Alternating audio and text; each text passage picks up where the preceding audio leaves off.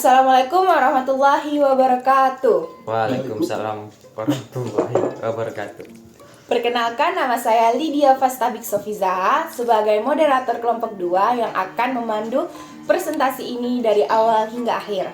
Sebelumnya, saya ingin mengucapkan terima kasih banyak kepada Ibu Dami SPD MPD yang telah memberikan kesempatan waktunya untuk kelompok kami mempresentasikan hasil kerja ini.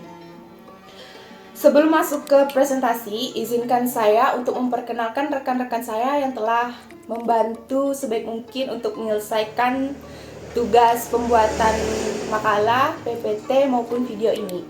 Di samping saya ada Justina Pesa. Dan saya Ahmad Fauzi. Saya Muhammad Fahmi Mizab. Baiklah, saya harap teman-teman dapat menyimak video ini dengan baik.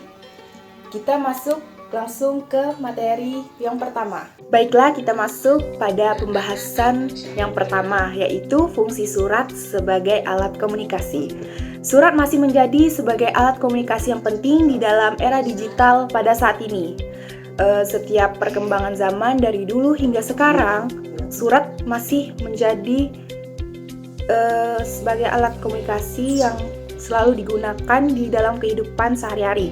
Dalam konteks bisnis, surat digunakan untuk mengirimkan proposal, kontrak, ataupun pemberitahuan resmi kepada mitra bisnis atau klien. Terutama dalam situasi formal seperti melamar pekerjaan atau menyampaikan ucapan terima kasih yang mendalam. Baiklah, pembahasan materi selanjutnya akan dibahas oleh teman saya, yaitu... Baiklah, terima kasih pada rekan saya yang sebelumnya. Di sini saya akan melanjutkan materi pembahasan 2 dan 3. Fungsi surat sebagai wakil penulis.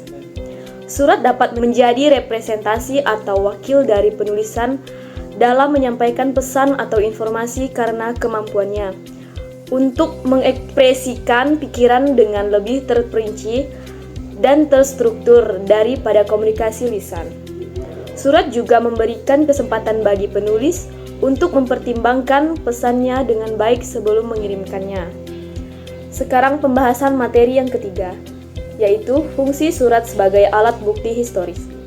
Surat dapat menjadi alat bukti historis yang berharga karena mereka mencerminkan komunikasi langsung antara individu atau pihak yang terlibat dalam peristiwa sejarah.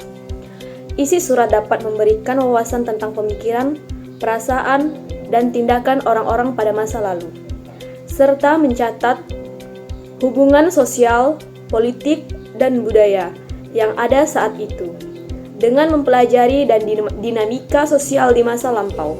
Baiklah, pembahasan selanjutnya akan dibahas oleh rekan saya. Baiklah, terima kasih pada rekan saya yang sebelumnya yang sudah menjelaskan. Kali ini saya akan melanjutkan di materi 4 dan 5. Yang pertama yaitu fungsi surat sebagai pedoman pelaksanaan kerja. Nah, surat dapat menjadi pedoman pelaksanaan kerja yang efektif karena mereka menyediakan dokumentasi tertulis tentang instruksi dan prosedur yang harus diikuti oleh karyawan atau anggota tim. Dengan menyediakan panduan tertulis jelas, surat membantu memastikan konsistensi dalam pelaksanaan tugas dan menghindari kebingungan atau kesalahan. Nah, terus kemudian yang kedua yaitu fungsi surat sebagai alat pengingat. Surat dapat menjadi alat pengingat yang efektif untuk mengingatkan individu tentang jadwal tugas atau kewajiban tertentu jika isinya jelas, disertai dengan tanggal atau batas waktu yang jelas, dan disampaikan dengan cara yang tepat waktu.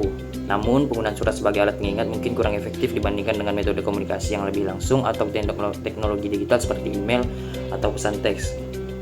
Oke, terima kasih. Itu saja yang dapat saya sampaikan. Kurang lebihnya akan dilanjutkan oleh teman saya berikutnya. Terima kasih kepada rekan saya yang sebelumnya. Saya di sini akan melanjutkan pembahasan materi yang ke-6 dan ke-7. Fungsi surat sebagai alat bukti tertulis. Surat memiliki peran penting sebagai alat bukti tertulis dalam konteks hukum, sejarah, dan keterlangsungan informasi karena mereka menyediakan catatan yang dapat diverifikasi tentang komunikasi, transaksi, atau peristiwa tertentu. Dalam konteks hukum, surat dapat digunakan sebagai bukti dalam perselisihan hukum. Surat dapat digunakan sebagai bukti transaksi bisnis. Sejarah sering direkam melalui surat-surat yang ditinggalkan oleh tokoh-tokoh penting atau organisasi pada lampau. memberikan wawasan yang berharga tentang periode waktu tersebut. Selain itu, surat dapat menjadi bagian dari warisan budaya dan sejarah suatu bangsa, membantu dalam menjaga dan memahami warisan budaya yang penting bagi keberlangsungnya informasi. Yang kedua, fungsi surat sebagai alat untuk memperpendek jarak dan penghemat tenaga. Surat dapat memperpendek jarak karena dapat dikirim ke orang di tempat yang jauh tanpa perlu bertemu langsung. Ini menghemat waktu dan tenaga yang biasanya dibutuhkan untuk perjalanan. Selain itu, surat juga memungkinkan orang untuk menyampaikan pesan secara rinci dan formal, yang bisa lebih efektif untuk menyampaikan dalam berkomunikasi bisnis atau personal daripada percakapan langsung ataupun pesan singkat. Baiklah, itu saja yang dapat kami sampaikan dari pembahasan materi kelompok kami. Saya harap teman-teman dapat memahaminya. Hidup kesekian tanpa kasih, cukup sekian, terima kasih. Wassalamualaikum warahmatullahi wabarakatuh.